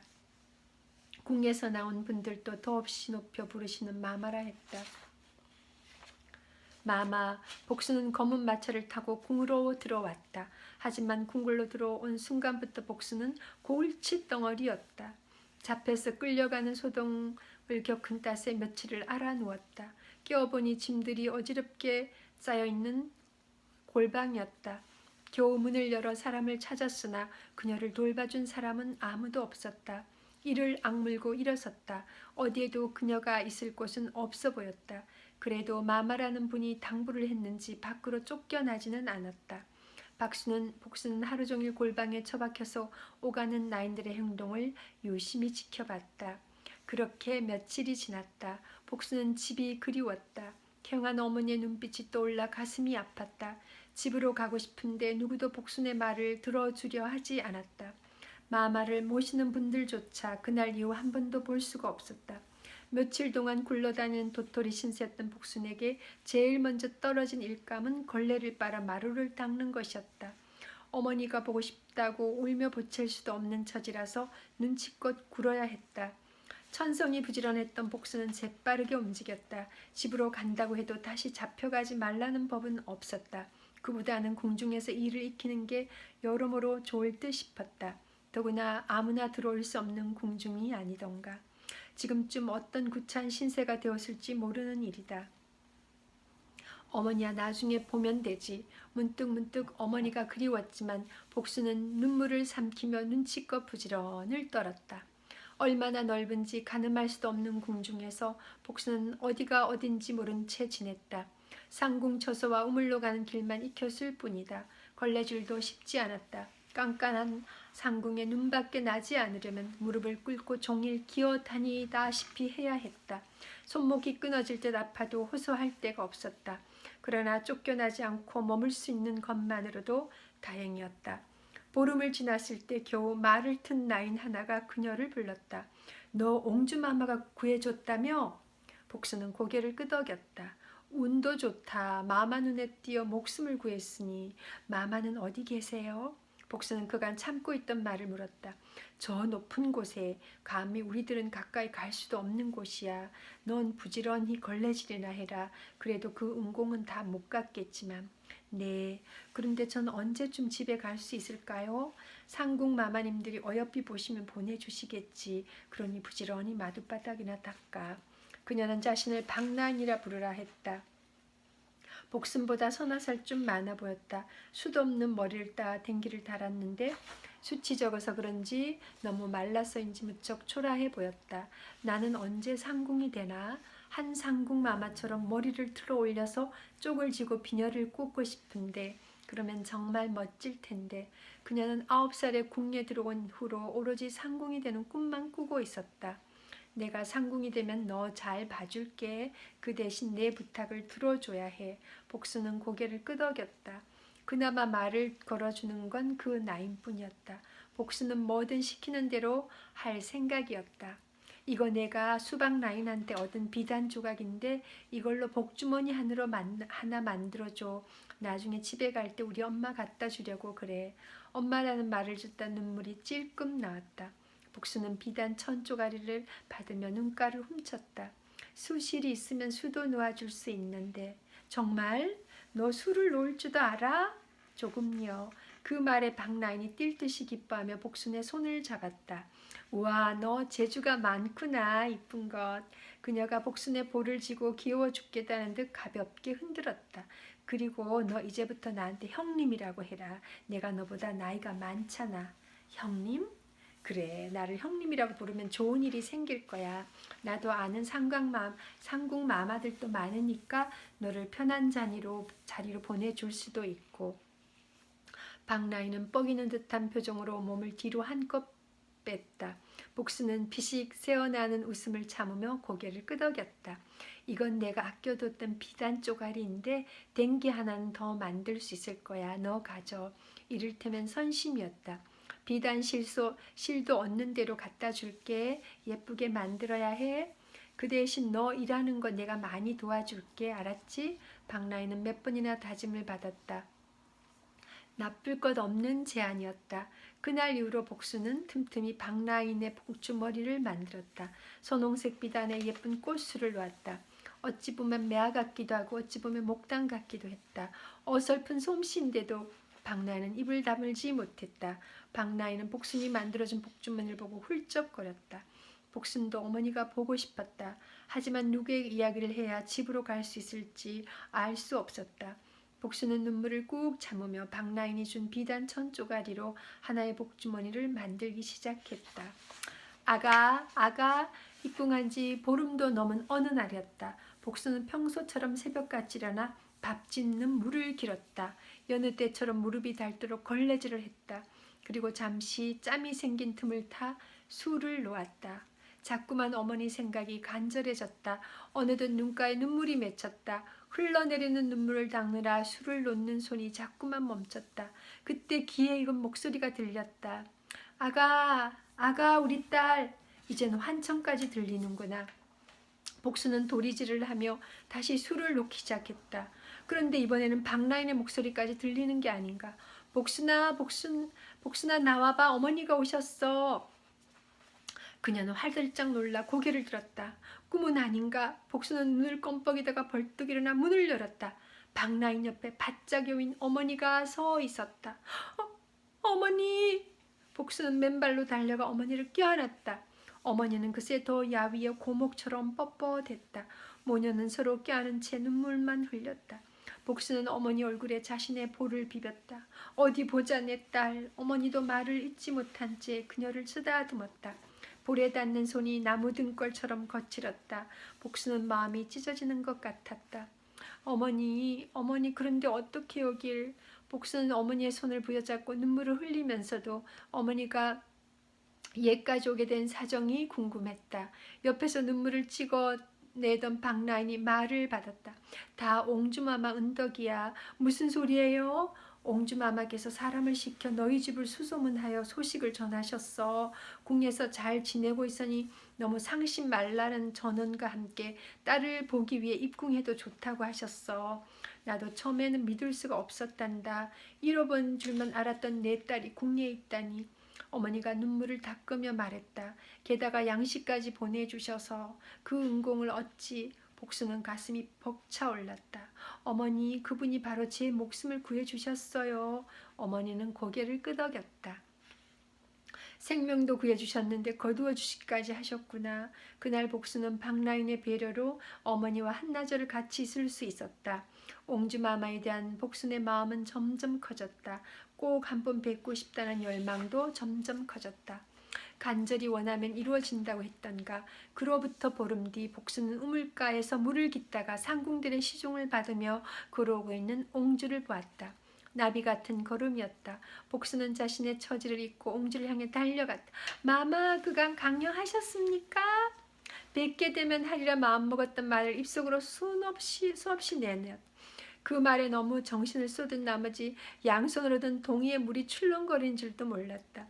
걸음을 옮길 때마다 출렁대는 물이 치맛자락에 쏟아졌다. 버선발이 젖었었을까? 옹주 앞에 다다랐을 때 그만 중심을 잃고 미끄러졌다. 넘어지는 것과 동시에 동이의 물이 바닥에 쏟아졌다. 이게 무슨 짓이냐? 천둥 같은 소리가 깃전을 울렸다. 유모의 엄한 목소리에 복수는 오금이 저렸다. 이를 어쩌나 온몸이 부들부들 떨렸다. 하늘 같은 마마 앞에 물을 엎질렀으니 이를 어쩌나. 복수는 납작 엎드려 두 손바닥에 얼굴을 묻었다. 세상이 깜깜했다. 상궁 마마의 지엄한 꾸지람이 있을 것이다. 곤장도 각오해야 했다. 어느 안전이라고 이런 실수를 하는 게냐? 복수는 눈을 질근 감았다. 죽여 주시옵소서. 매를 맞다가 요금문으로 죽어나가는 나인들이 수두룩하다 들었다. 입술이 덜덜 떨려서 말도 제대로 나오지 않았다. 땅바닥을 짚은 손이 사시나무 떨듯이 떨렸다. 옹주가 물 묻은 치마를 털고 있는지 차가운 물방울이 복순의 목덜미에 닿았다. 상궁의 입에서 항궁하옵니다 하는 소리가 연달아 터져 나왔다. 복순은 더더욱 납작 엎드렸다. 그만하시게. 젖은 옷은 갈아입으면 되는 것을. 옹주의 차분하고 맑은 목소리가 깃전을 울렸다.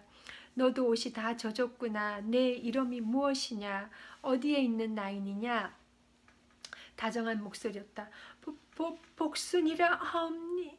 입을 얼었는지 제대로 말이 나오지 않았다. 차마 고개를 들 수조차 없었다. 이마에서 진땀이 났다. 복순? 아, 그래, 너였구나. 옹주의 부드러운 손길이 복순의 뺨을 어루만졌다. 옹주 마마가 날 기억하고 계시는구나. 복순은 하늘로 날아갈 듯 기뻤다. 마마, 이런 천한 것들과 이야기하시면 아니되옵니다. 어서 저를 따르시옵소서. 옹주를 모시는 상궁이 복순을 밀쳤다. 복순은 힘없이 옆으로 쓰러졌다. 김상궁, 왜 아이를 밀고 그러느냐? 코피가 나지 않느냐? 옹주의 부드럽고 고운 손이 복순의 뺨에 다시 닿았다. 마마. 복순은 그제야 고개를 들었다. 옹주의 눈과 그녀의 두 눈이 마주쳤다. 자상한 그 눈빛을 보자 아픔이 싹 가셨다. 천한 것입니다. 더 이상 상대하지 마시옵소서. 상궁의 단호한 목소리가 울려 퍼졌다. 아니다. 한 번 한 약속은 지켜야 하느니. 지난번에 이 아이 어미에게 소식을 전하라는 명은 잘 시행하였느나 지금 이 아이는 어디에 기거하느냐? 모르겠사옵니다. 나인들 뒤수중이나 들고 있지 않겠습니까? 나인들 뒤수중이라. 그래도 내가 구한 아이인데 내가 데려가겠다. 내 시중이라도 들으려고 하는 게 낫겠구나. 복수는 자신의 길을 의심했다. 마마의 시중을 들다니 이게 정녕 꿈은 아닐까? 마마, 아니되옵니다. 유나인이 있지 않사옵니까? 그 일을 내치고 일을 시키자는 게 아닐세. 내가 구한 아이이니 보호해주고 싶어서 그러네. 여러 말 말고 그리하게. 그리하시다면 분부 받들겠나이다. 상궁의 목소리가 다시금 잦아들었다. 복수는 고개를 깊숙이 숙인 채 옹주의 고운 당해를 훔쳐보았다. 옹주가 발걸음을 옮기자 상궁들도 황급히 그 뒤를 따랐다. 비단 치맛자락 스치는 소리가 한동안 이어졌다. 발자국 소리가 멀어진 후에야 복수는 몸을 일으켰다. 속절없이 해맑은 하늘이 어지럽게 다가왔다. 소매뿌리에 붉은 피가 점점이 떨어져 있었다. 복수는 옹주의 손길이 스친 뺨을 살그머니 만져봤다. 꿈같은 일이었다. 감히 상상도 할 수 없는 일이었다. 복수는 벌떡 일어났다. 감찰 상궁한테 들키지 않은 것을 다행이라 여기며 제게 걸음을 올렸다. 그녀는 도망치듯 걸으면서 다시 한번 뒤를 돌아보았다. 마마. 서슬퍼런 일본 순사를 단숨에 다스리던 위엄과 당당하고 흔들림 없는 태도, 천한 것을 어루만질 줄 아는 따뜻한 마음씨, 복사꽃처럼 환하고 고운 얼굴, 멀리서 우러르기만 해도 가슴이 벅차올랐다. 형님, 나 마마 곁에 갈 수 있을 것 같아요. 복수는 박라인 앞에서 오늘 있었던 일을 털어놓았다. 박라인이 정색하며 호통쳤다. 어디서 그런 말을 함부로 해. 입 다물고 일이나 해. 나이는 어려도 궁예 사람이라 사리 분별력이 분명했다. 호통도 어른 못지않았다. 일찍 궁한 박라인은 어느새 정식 나인이 되었고 그 나인들이 부리는 하녀로 복순이 같은 아이들이 필요했다. 방 청소를 담당하는 방자, 수돗물로 목욕물을 담당하는 수모, 심부름을 담당하는 파지, 무수리 따위들이 나인들의 하녀였다. 그러나 복수는 어느 것 하나 정해진 일도 없이 이것저것 시키는 대로 다 해야 했다. 아, 마마가 나를 부른다 했어요. 복수는 아무도 모르게 마음속으로만 그렇게 되뇌었다. 이름의 대가 121쪽입니다.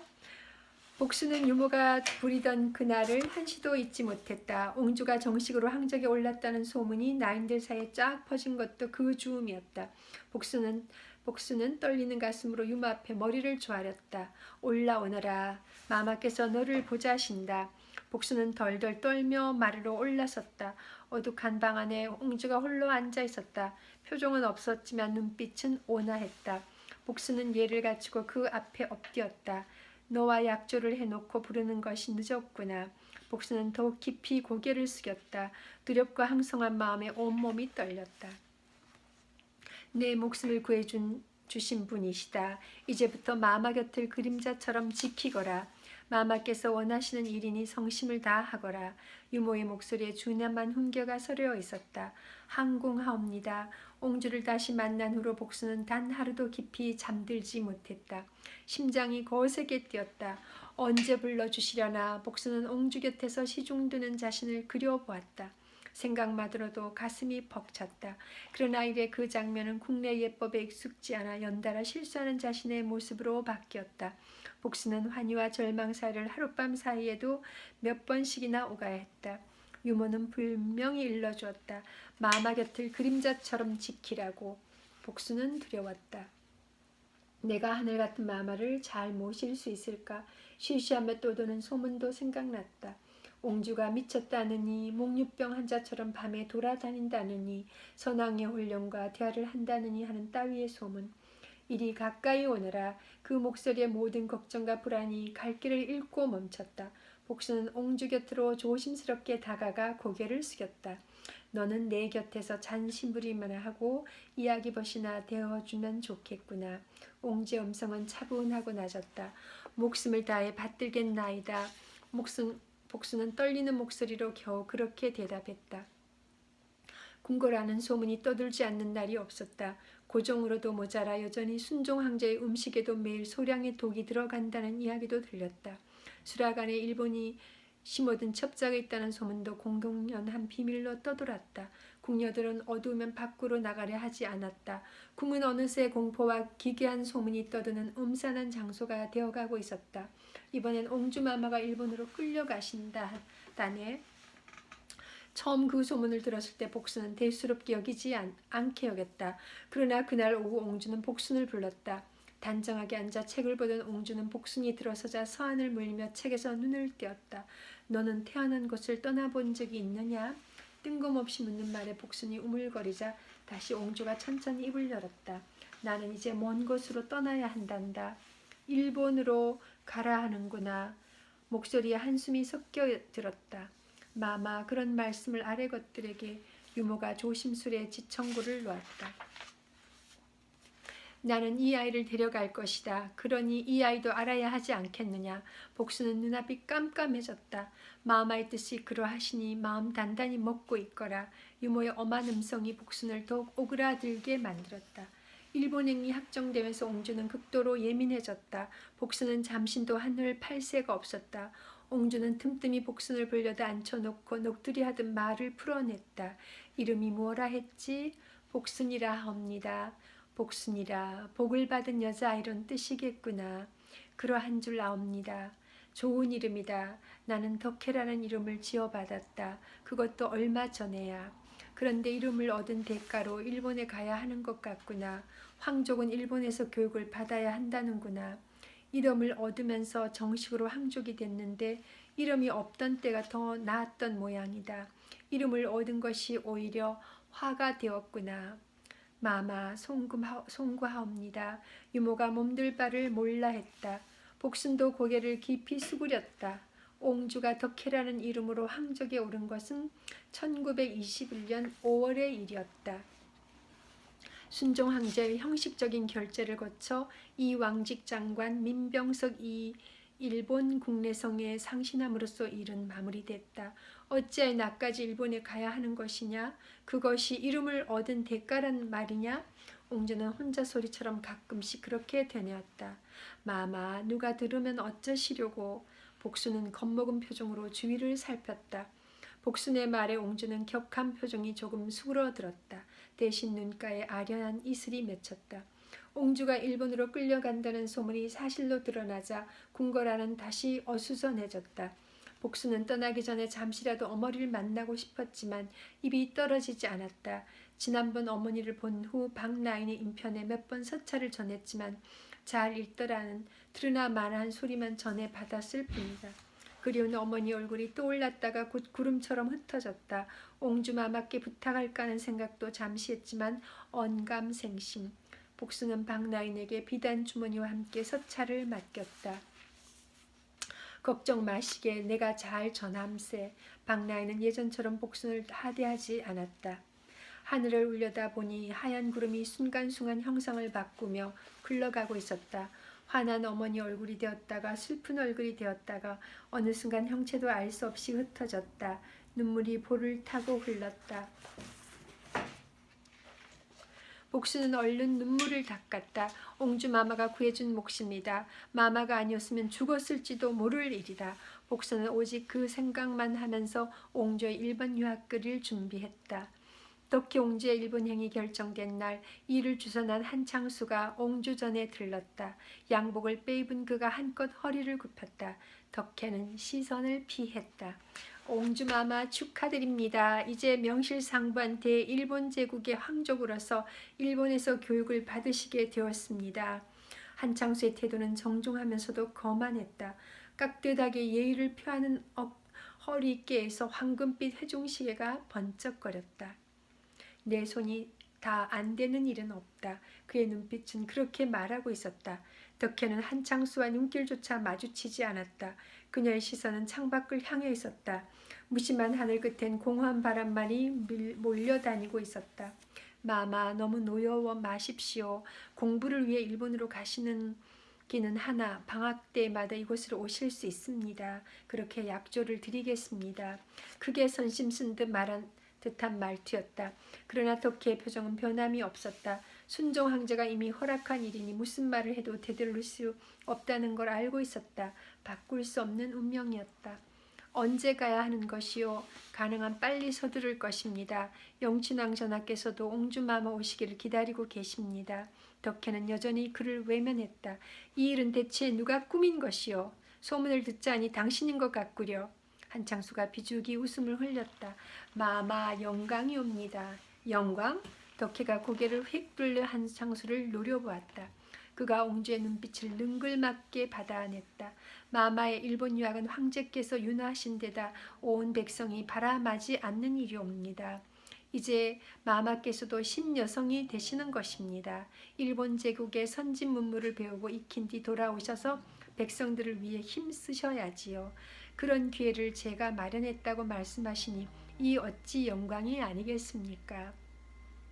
덕혜는 한창수의 뻔뻔함에 치가 떨렸다. 그녀는 유학생이 아니라 볼모였다.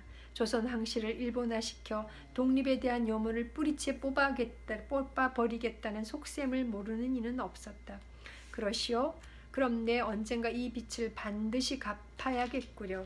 덕혜가 씹어 뺐듯이 말했지만 한창수는 낯빛조차 변하지 않았다. 외려 감격한 표정을 지으며 입을 열었다. 황송합니다. 빚이랄 게 뭐 있겠습니까? 그저 마마께서 다녀오시기만 한다면야 그보다 기쁠 일이 없겠사옵니다. 그러시겠지요. 두고 봅시다. 그러시지요. 둘 사이에 차가운 침묵이 흘렀다. 이제 물러가 보시오. 칼날 같은 침묵에 종지부를 찍은 것은 결국 덕혜였다. 문 너머로 한창수의 껄껄 웃는 소리가 들려왔다. 덕혜는 두 손으로 귀를 막았다. 간교하고 교활한 웃음소리는 집요하게까지 했다. 덕혜는 그 웃음소리를 평생 잃지 않겠노라고 다짐했다. 덕혜는 자신의 짐을 챙기는 복순을 말없이 바라보았다. 상군과 나인들은 일본행에 필요한 덕혜의 물품을 챙기느라 정신이 없었다. 옷과 이부자리를 준비하느라 친방 상군들과 복순, 유모 모두 분주했지만 정작 덕혜는 남의 일을 보듯 무심했다. 무엇을 그리 많이 준비해야 하느냐? 무심한 목소리였다. 바쁘게 움직이는 상궁들을 오히려 측은한 눈으로 쳐다볼 뿐이었다. 무례한 표정으로 하루 종일 깊은 생각에 빠져 있는가 하면 종일토록 종이 비행기를 접고 있는 날도 있었다. 접은 종이 비행기를 차곡차곡 모아두었다가 한꺼번에 날려보내며 혼자서 웃기도 했다. 제대로 바람을 타지 못한 비행기들은 제풀에 주저앉는 아이처럼 마당에 떨어졌다. 마마, 웬 종이 비행기를 이리 많이 접으셨습니까? 유모가 달려와 지청구 섞인 이야기를 해도 덕혜는 대꾸도 하지 않았다. 딱하기도 하셔라. 어디론가 날고 싶은 모양이시지. 유모가 따라다니며 흩날리는 비행기를 치웠지만 끝이 없었다. 복순아, 내가 시종을 들거라. 예, 복수는 덕혜가 비행기를 날리면 냉큼 달려가 잡아왔다. 담을 넘는 비행기도 곧잘 막았다. 그렇게 이리 뛰고 저리 뛰면서 종이 비행기를 막아내자 무심하던 덕혜 얼굴에 순간 웃음이 돋았다. 참 잘 잡는구나. 어디 이것도 잡아보려무나. 덕혜의 종이 비행기는 점점 더 높이 날아올랐다. 1925년 3월 27일 오전 10시 30분 경성역에 특별열차가 마련됐다. 많은 사람들이 옹주의 유학을 전송하기 위해 몰려들었다. 흰호대수학교 교장과 100여 명의 학생들도 한송을 나왔다. 환하게 웃으며 전송하는 그들의 눈빛에서 한국민으로서의 자긍심이 엿보였다. 연 보라색 일본식 비단옷을 입고 머리를 단정하게 빗은 덕혜가 사람들을 향해 엷은 미소를 지어 보였다. 영락없는 일본 여학생의 모습이었다. 시종장 한창수, 개인교사 스미나가 나인 2명, 비서 2명 등 모두 6명이 그 열차에 올랐다. 허복수는 2명의 나인 중 1명이었다. 열차에 오르기 전 유모가 복순을 불렀다. 마마를 그림자처럼 따라다니며 모셔야 한다. 잠시도 눈을 떼어서는 안 된다. 알겠느냐? 당부하고 또 당부하는 유모의 눈시울이 붉게 젖어 있었다.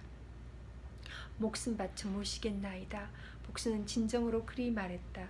오늘이 내가 일본으로 끌려가는 날이구나. 환송객을 향해 손을 흔들면서도 옹주는 혼잣말처럼 중얼거렸다. 목소리에 한기가 서려 있었다. 덕혜는 고개를 들어 삼각산을 보았다.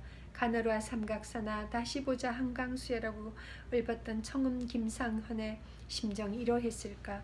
왜 저 산이 저리도 눈물겹게 아름답고 푸근하다는 걸 평소에는 몰랐단 말인가. 마마, 끌려가시는 게 아니라 공부를 하러 가시는 것입니다. 양귀인의 말에 덕혜가 시선을 떨구었다. 덕혜는 떠나는 자신보다 딸을 떠나보내야 하는 어머니의 마음이 더 아프게 느껴졌다. 흐드러지게 핀 꽃들과 향긋한 바람, 어여쁜 꽃담과 시원한 부용정을 두고 정령 떠나야 하는 것이옵니까, 어머니. 덕혜의 애절한 목소리에 상궁들이 눈물을 훔쳤다. 양귀인이 덕혜의 손을 잡으며 비단 보자기 하나를 내밀었다. 선왕비에께서 즐겨 읽으시던 책입니다. 마마가 지니는 것이 좋을 것 같아 가져왔습니다. 일본에 가서 보소서. 아바마마가 함께 하실 것입니다. 덕혜는 비단 보자기를 소중히 보듬어 안았다. 열차가 기적을 울렸다. 떠나야 할 시간이었다. 양귀인이 덥석 덕혜의 손을 잡았다. 한 번도 감정을 드러낸 적이 없는 어머니였다. 그러나 그 손만은 불덩이처럼 뜨거웠다. 마마, 건강하셔야 합니다. 부디 옥체를 보존하셔야 합니다. 덕혜는 양귀인의 눈가에 흐르는 눈물을 손으로 닦아냈다. 터져나오는 울음을 꾹 참았다. 자신마저 눈물을 비친다면 양귀인이 얼마나 시름에 잠겨 나날을 보낼지 알기 때문이었다. 덕혜는 어머니의 손에서 조심스럽게 자신의 손을 빼냈다. 양귀인이 서럽게 흐느꼈다. 덕혜가 두 손을 겹쳐 이마로 들어 올렸다. 어머니, 소녀의 절을 받으소서. 덕혜가 마지막인 듯 예를 올렸다. 어머니, 부디 만수무강하시고 옥체 보전하소서. 덕혜는 양귀인과 끝내 눈을 마주치지 않았다. 눈물을 보이고 싶지 않아서였다. 어머니에게 절을 올린 후 다시 궁궐을 향해 절을 올렸다. 이제 가면 언제 다시 돌아올지 기약할 수 없었다. 순종 황제를 다시 배울 날이 올까. 덕혜는 이게 마지막이라도 되는 듯 정성을 다해 절을 올렸다. 일본어 볼모로 끌려가는 조선의 옹주. 그 모습을 지켜보던 사람들 모두가 저마다 고개를 돌려 눈물을 찍어냈다. 그들은 저마다의 서러움을 떠올렸다. 옹주마저 저러할진데 만국의 백성으로서 앞으로 어떻게 이 시절을 견뎌야 할지 알 수 없었다. 누군가가 울음을 터뜨렸다. 그게 신호라도 된 듯 여기저기서 흐느끼는 소리가 터져나왔다. 옹주마마, 옹주마마. 간절한 목소리가 사방에서 들려왔다. 덕혜는 고개를 들어 그들을 둘러보았다. 다시 못 볼 사람들. 덕혜는 손을 흔들었다. 기어이 이들을 다시 보고야 말리라. 그게 자신의 운명이요 의무였다. 열차가 서서히 움직이기 시작했다.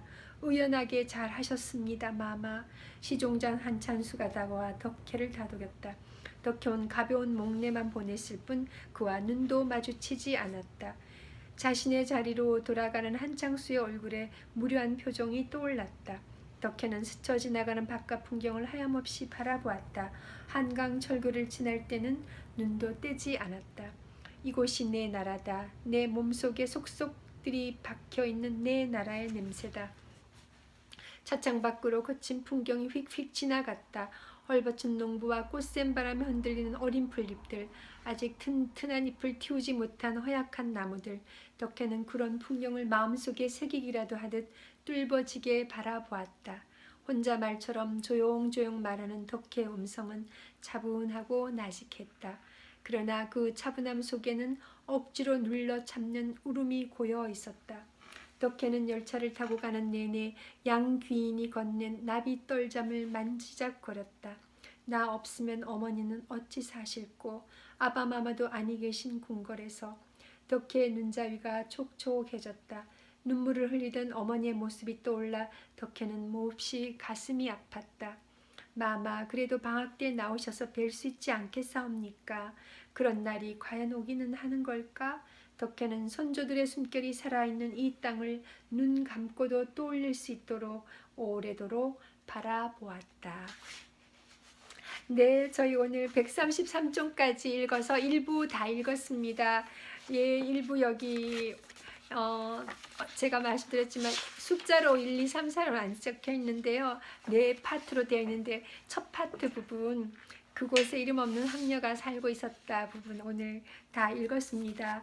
예, 오늘 또 이제 자기 전에 그래도 이 정도라도 저도 읽고 자서 이제 이 정도 벌써 한 3분의 1 정도 읽었습니다. 이제 남은 부분도 며칠 안에 또 같이 짬되는 대로 읽으면은 다 읽을 수 있을 것 같습니다. 예, 오늘 정말 너무 마음이 안타깝네요. 일본으로 볼모로 잡혀가는 덕혜옹주 이야기인데요.